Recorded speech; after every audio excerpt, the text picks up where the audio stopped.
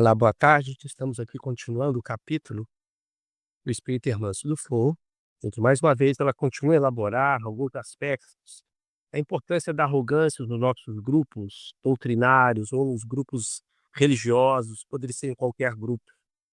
E ela dá muito destaque.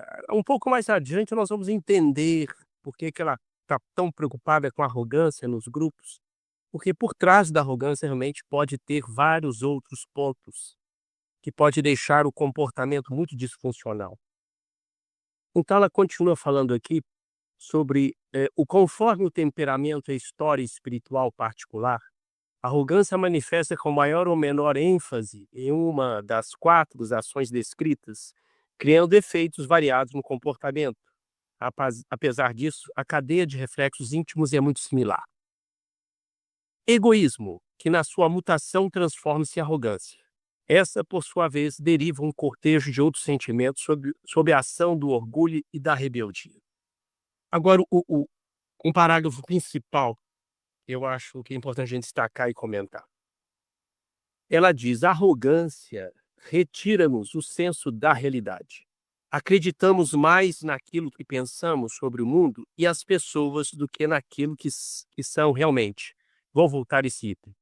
Por essa razão, esse processo da vida mental consolida-se com o piso de inumeráveis psicopatologias da classificação humana. A alteração da percepção do pensamento é um fator gerador dos mais severos transtornos psiquiátricos. São as manifestações enfermiças do eu, na direção do narcisismo. Na rigidez, eu controlo. Na competição, eu sou maior. Na imprudência, eu quero. Na prepotência, eu posso. A arrogância pensa a vida e, ao pensá-la, afasta-nos dos nossos sentimentos. Aqui, mais do que não somente afasta, a gente não considera os nossos sentimentos. Quando a pessoa tem arrogância, ela tende a não aceitar os sentimentos. É uma forma de blindagem. Mas o que a irmã Stufo fala aqui nessas primeiras frases do parágrafo, acreditamos mais naquilo que pensamos sobre o mundo e as pessoas do que naquilo que são realmente. Isso tem um profundo significado, valor e comprovação neurocientífica. De fato, gente, todos nós vemos o mundo não do ponto de vista de fato como as coisas são, mas de acordo com as nossas crenças, de acordo com justamente as nossas interpretações. Vejam só, o nosso cérebro trabalha através de um sistema chamado senso-percepção. Todos nós sentimos da mesma forma. Quando você encosta a mão em algo, você sente da mesma forma de que eu. Quando você vê, escuta e assim por diante. Mas nenhum de nós irá conceber aquele mesmo estímulo da mesma forma, isto é, sentir todos nós sentimos iguais, mas a percepção será bem individualizada. Por isso, a nossa percepção do mundo nunca será idêntica. Isso não é apenas um discurso psicológico, filosófico, isso é fato neurocientífico. Porque o nosso cérebro, gente, ele foi moldado ao longo do tempo, cada um com as suas crenças, cada um com as suas memórias, e foi construído ao longo do tempo. Essas crenças, essas memórias, são as bases da percepção, da decodificação, da interpretação do mundo que está à nossa volta. Então, por isso que nós não enxergamos da mesma forma. Isso tem uma repercussão muito importante. Eu me lembro que um professor de neurociências meu certa vez falou: Carlos, se nós colocássemos 2 pessoas, cada uma com o rosto colado, um ao lado da outra, e olhando para uma parede em branco, durante alguns e muitos minutos, cada um teria uma concepção diferente. Então ele quis dizer realmente como o nosso cérebro, ele realmente não interpreta de fato, ipsis verbis, o mundo como é, mas sim justamente com as nossas interpretações. Isso se torna mais forte ainda quando nós estamos muito envolvidos com emoções e sentimentos. Como eu disse, as nossas emoções e sentimentos, elas são capazes de influenciar nossas tomadas de iniciativa, nossas escolhas e nossas percepções do mundo, podendo, às vezes, ajudar ou distorcerem muito nossos pontos de vista, seja o mundo, as pessoas, a família, nossas escolhas e assim por diante. Porque essa interpretação, gente, do mundo, ela começa desde a memória. Você sabe que a nossa memória, existe as chamadas falsas memórias. Você que já me acompanha há muito tempo, nós já falamos sobre isso. A neurociência até hoje está estudando sobre isso. Nós sabemos que a nossa memória, ela é plástica. As pessoas podem ter a sua memória alterada ao longo do tempo. A psicologia utiliza esse instrumento para ajudar pessoas com lembranças traumáticas e assim por diante, é a chamada ressignificação da nossa memória plástica. Exemplo, muitas pessoas, às vezes, uma pessoa que achou que tinha uma bicicleta azul na infância. Depois de muito tempo, depois de décadas, ela vai ver aquela bicicleta azul. Abre a garagem lá do pai ou da avó, encontra a velha bicicleta e vê que a bicicleta não era bem azul. Era uma bicicleta, era azul com listras vermelhas. Então não era bem azul. Estou dando apenas um exemplo simples, como nós temos também as chamadas falsas memórias. E o nosso cérebro ele produz isso. E isso influencia nosso ponto de vista, nossa forma de ser e agir. É por isso, gente, que como nosso cérebro ele tem a percepção muito individual do mundo das pessoas, cada um é um universo próprio, cada um tem uma criação própria, são crenças muito de integridade. E do ponto de vista espiritual, o espiritismo, nós somos reencarnacionistas, o espírito traz uma bagagem própria, muito própria dele ao longo das suas jornadas.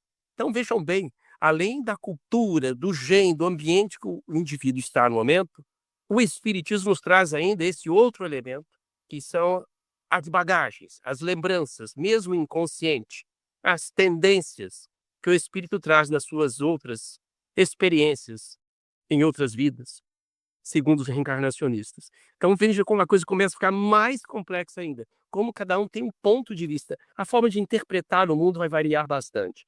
É por isso, gente, como eu sempre digo, e as neurociências falam isso, essa busca pelo espiritual é muito individual, é um caminho muito individual.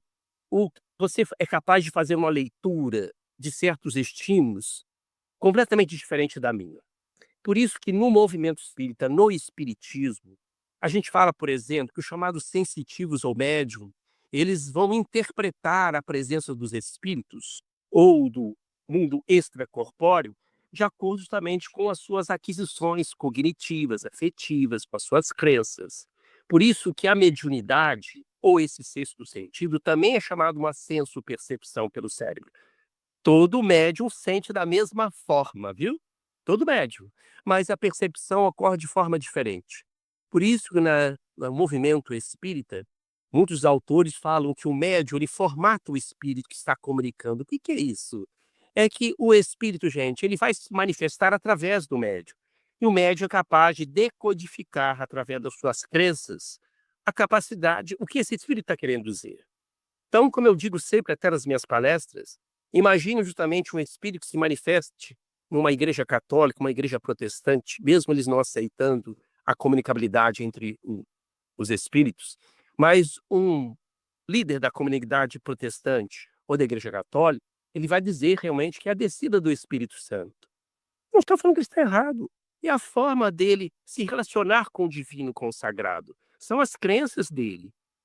Se for talvez um médium chamado umbandista, ao perceber a aproximação do espírito, ele vai dizer que é um orixá. Ele não está errado, é a crença dele. No budismo, existem também os transes mediúnicos. Os budistas acreditam que os chamados entes familiares que estão fora do corpo podem se aproximar e se comunicar. Existem reuniões budistas que nós temos alguns monges entrando em transe, chamado nós espíritas, chamamos de transe mediúnico. Outros pesquisadores chamam de estado alterado da consciência. Estar em comunicação com seus entes queridos. No centro espírita dito kardecista, o médium, ao perceber a presença do espírito, ele pode dizer que é um amigo espiritual da casa ou um guardião espiritual. Então, estou querendo dizer para vocês, pegando todo esse contexto, o fenômeno senso-percepção, que todos nós sentimos da mesma forma, mas percebemos essa vida diferente. Por isso, tomando um gancho das crenças espirituais, da espiritualidade, cada um irá conceber a espiritualidade de acordo com as suas aquisições afetivas, intelectuais, de acordo com justamente a sua cultura, de acordo com as suas crenças. Por isso que é muito difícil você querer impor as suas concepções religiosas para uma outra pessoa, porque o que tem significado para mim não tem para você. Então, como eu já disse várias vezes, o que é um cântico, uma respiração, uma meditação, uma vela acesa, um talismã, o que é justamente um altar com algumas imagens, tudo tem que ser respeitado. Nós não podemos destruir a fé de ninguém. A fé aqui no sentido de significado, nós não podemos fazer isso. Então, realmente, é o que reconecta as pessoas com a divindade, o que vai além desse cérebro que nós estamos estudando, esse cérebro automático, muito animal, que nós precisamos dele para sobreviver até socialmente, em todas as áreas. É tentar sair justamente dessa rotina de a rotina do homem comum, a rotina mental de um homem comum, que todos nós estamos mergulhados, todos, que é justamente para a nossa sobrevida. Desde pagar as contas, cuidar da família, cuidar do nosso trabalho, cuidar da nossa aparência, cuidar da nossa saúde, e assim por diante. É a rotina mental do homem comum. Só que a espiritualidade maior, as religiões e as filosofias espiritualistas nos chamam para ter um plus, para sairmos desse circuito, para que a gente possa ter mais saúde, muito mais consciência da nossa vida e fazer uma vida plena, mais cheia de significado, como a própria religião nos traz. Então, assim, todos nós sabemos que nós temos 2 cérebros, como já falei, gente, isso é clássico. Nós temos o chamado cérebro consciente, que você está usando aí agora, e o cérebro inconsciente, que é o que nós usamos quase 24 horas. E tem que ser assim, porque se a gente não fosse fazer a maioria das coisas inconsciente, o gasto energético seria muito grande e demoraríamos muito tempo para isso. Imagina, gente, se eu parasse para pensar aqui cada palavra que eu falo, vírgula. Imagina se eu pedisse para você, ó, pega aquela caneta, escreve o celular, o meu número que eu vou te passar. Imagina você pensar no movimento de pegar a caneta, clicar a caneta ou destampar ela, e escrever número por número. Você pensar nisso racionalmente, você faz isso automático. Você nem lembra o que fez. Isso é uma coisa que parece óbvio para muitos, mas não é para o cérebro. São realmente funções aprendidas ao longo de décadas. Nós aprendemos na infância a falar a nossa língua. Quem aqui já aprendeu uma segunda língua, uma terceira língua? Sabe como é que é difícil, principalmente depois de algum tempo. É muito consciente, é muito racional. Para que algo se torne automático, ele tem que deixar de ser racional. É quando ele passa, já vivenciou aquilo várias vezes. Então, o nosso cérebro, gente, ele trabalha assim, na maioria das vezes de forma inconsciente. Tanto que é verdade, se eu perguntar para você hoje o que você fez em detalhe desde o momento que você acordou até agora, você pode lembrar alguns pontos chaves, mas alguns pontos você não vai lembrar, nem eu, porque estávamos no automático, no inconsciente. Ah, o que eu comi? Você pode até lembrar algumas coisas, mas não vai lembrar qual foi o primeiro alimento que você deu a primeira garfada hoje.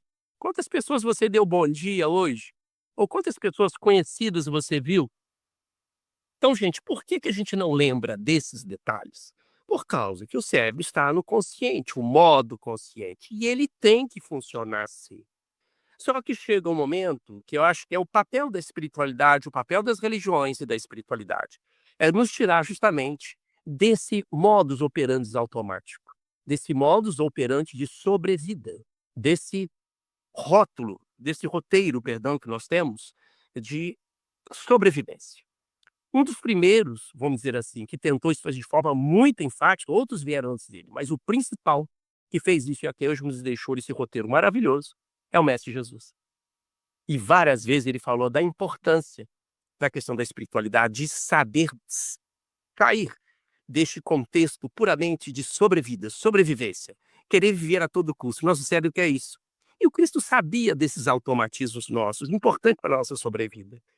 Só que ele veio nos dar essa vida, que está várias vezes no Evangelho. Ele mesmo várias vezes diz, né? Assim, eu não julgo ninguém, vós julgais conforme a carne. Está em João capítulo 8, versículo 15. Eu já citei sobre isso várias vezes. Aquele que é a carne são os nossos automatismos de sobrevivência, os nossos vieses cognitivos, lembra? Todos nós temos isso, ele já entendia sobre isso. Então ainda nós estamos muito presos a esses vieses, ao automático, ao reativo. Então o objetivo da espiritualidade é principalmente fazer isso. E à medida que a gente se compreende e entende cada vez mais, a gente tem a oportunidade, gente, de parar para refletir, para olhar a natureza, para observar as coisas mais simples, para viver mais no presente, como o espiritismo fala isso e a filosofia budista também. E não existe permanência, existe instante. Nesse instante, observar as coisas mais simples, gente. É o momento melhor para se produzir dopamina. valorizando as coisas mais simples e ordinárias, rotineiras do dia a dia. Desde arrumar uma cama, que muitas vezes nós fazemos automático, até outras coisas maiores. Mas realmente o estar presente, o estar no momento, é um dos exercícios para a gente treinar cada vez mais, para sair dessa rotina, desse automático, que me conecta conosco e com Deus. Bom, ela continua aqui. Essa conexão com a realidade estabelece a presença contínua das fantasias no funcionamento mental. Isso é, interpretação ou imagem desvirtuada, que a pessoa alimenta acerca de fatos, pessoas e coisas. Nesse passo, existem dois tipos psicológicos mais comuns. A arrogância voltada para o passado, quando há uma fixação em mágoas decorrentes da inaceitação de ocorrências. E, na sua excessiva autovalorização, o arrogante acredita não merecê-las.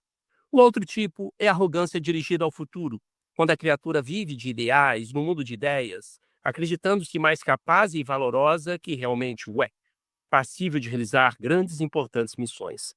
Tais deslocamentos da mente são formas de evadir de algo difícil de aceitar no presente. De alguma maneira, constituem mecanismos protetores. Todavia, quando se prolongam demasiadamente, pode gerar enfermidades psíquicas. Olha, gente, é o que ele fala. A pessoa acaba se desconectando da realidade quando nós temos várias condições dolorosas no nosso meio. O que ela diz aqui, olha só. Tais deslocamentos da mente são as formas de evadir de algo difícil de aceitar no presente. Isso é um mecanismo cerebral da mente. Todos nós talvez já experienciamos isso. É chamada evasão emocional. Quando nós estamos numa situação de luto, uma situação de sofrimento, de ansiedade, de tristeza, de falta de significado, há uma tendência de essa evasão, em que a gente sai do presente, olha só, falei no presente anteriormente. A gente sai do presente, se projeta, ou quer viver no passado, ou quer viver num futuro idealizado. Isso pode ser um efeito colateral de algumas religiões, tá?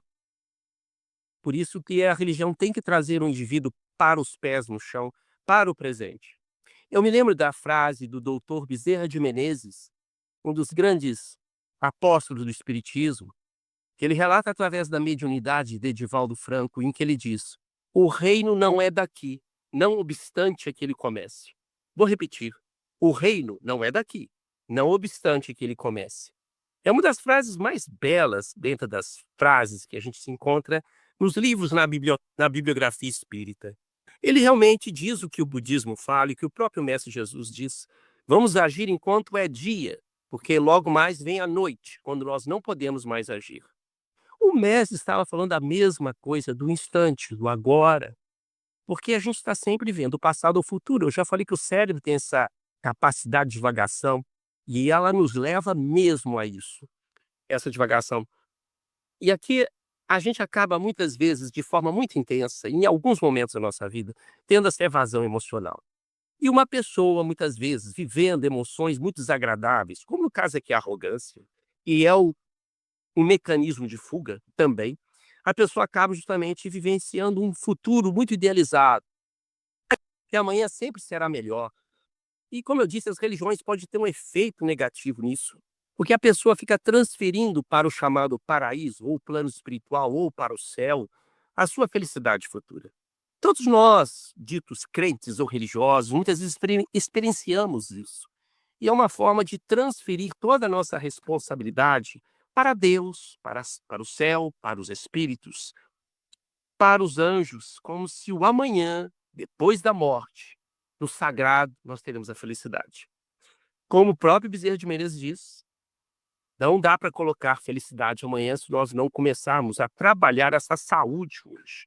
Aliás, a própria capacidade, o termo felicidade, talvez para muitos estudiosos, como eu já disse aqui, ela não é muito útil, porque ninguém pode ser feliz 24 horas. Nós temos que saber justamente aproveitar o instante, aproveitar a vida, no sentido de dar o nosso melhor e aprender o melhor com ela. O plano terrestre é um estágio, nós temos que fazer o nosso melhor para sair aqui de alunos como se fosse o próximo passo para um outro nível de mais amadurecimento, de mais saúde, de mais resiliência, de estar mais distante do sofrimento. Então vejam só, gente, tudo isso que as religiões nos colocam é justamente para dar esse plus no Homo sapiens, em mim, em você E é um exercício que todos nós somos convidados para isso. Renato, nosso tempo? 5? Vamos terminando.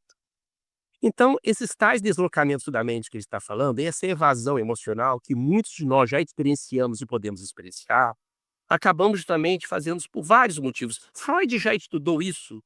Ele falava que a evasão emocional é um mecanismo justamente de defesa contra situações de infelicidade, de tristeza extrema, de trauma, em que a gente acaba reprimindo o presente, querendo muitas vezes ver no passado ou no futuro.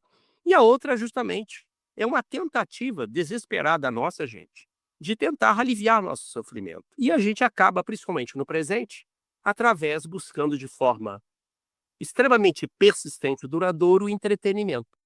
Seja as notícias, seja as redes sociais, seja justamente os filmes, seja lá o que for, para que a gente possa anestesiar ou esquecer o nosso momento presente.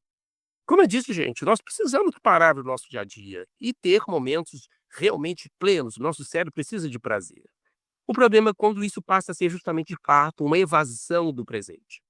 E vocês sabem disso. Pessoas que têm, que nós já falamos aqui várias vezes, a dependência digital, em que as pessoas passam 10 a 12 horas numa rede social, ou passam 10, 12 horas vendo séries ou filmes, ou buscando noticiários, ou assistindo novelas, ou passando o dia todo assistindo uma TV. Nós sabemos que isso implica, gente, em condições muito desagradáveis, porque a pessoa, quando faz isso, de forma excessiva, persistente, duradoura, ela perde a capacidade de dar ressignificado à sua vida. Ela não dá permissão para que o cérebro pare e reflita, ressignifique. Porque a gente está sempre no entretenimento, na dopamina rápida. Então não dá tempo do cérebro parar, porque o cérebro não gosta de gastar energia. Então, quanto mais entretenimento rápido, prazer rápido, o cérebro não quer saber de ficar refletindo sobre o que eu sei, o que eu sinto, e seja lá o que for. Um indivíduo, então, que passa por esse processo da arrogância, que ela vai falar o que tem por trás disso, ele acaba conseguindo negar cada vez mais esse presente.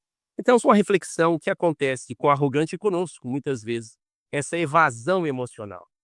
E que nossa sociedade, com essa tecnologia toda, nos convida muito facilmente para sairmos justamente das nossas responsabilidades atual, para vivermos esse mundo virtual ou muitas vezes, na maioria das vezes, de fantasia, vivendo do passado ou idealizando o futuro. Tanto que ela termina esse parágrafo dizendo: a depressão é resultado da arrogância voltada ao passado e a psicose em relação ao futuro. Bem, essa frase é uma tese da irmã Dufour. Eu já falei para vocês que existem várias causas da depressão. Ela está apenas vendo um contexto, né? A depressão pode ou não ser o resultado da arrogância. E a psicose é algo muito grave, é um transtorno comportamental grave que, de fato, uma arrogância muito persistente, duradoura, pode levar a um comportamento antissocial ao ponto de uma pessoa ter até um surto psicótico. Não é algo comum, mas essa pessoa já pode ter nas suas bases emocionais alterações que propiciam isso. Renato, quer fazer um comentário, alguma pergunta? Márcia? Boa, pode, ótimo. A questão da memória, Renato, você é tão sério isso, as pesquisas sobre falsas memórias? Eu já citei isso outras vezes, existem trabalhos em neurociência demonstrando, principalmente nos Estados Unidos, muitas pessoas que foram condenadas por causa de falsas memórias das testemunhas. Vários, se vocês entrarem aí no Google, se quiser pesquisar sobre isso. Então, simplesmente as pessoas tiveram a falsa memória, acabaram descrevendo uma outra pessoa que tinha participado do crime, para vocês verem o nível que pode chegar a isso, tá? Isso é muito bem estudado e ainda está sendo estudado pelas neurociências. Olha aí, boa dica. Eu nem sei se eu conhecia esse filme, mas é, ent é, muito interessante.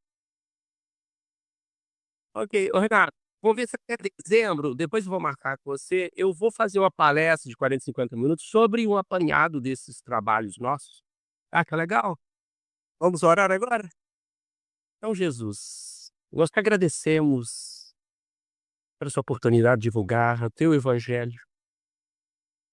O teu evangelho é a tua luz, Senhor.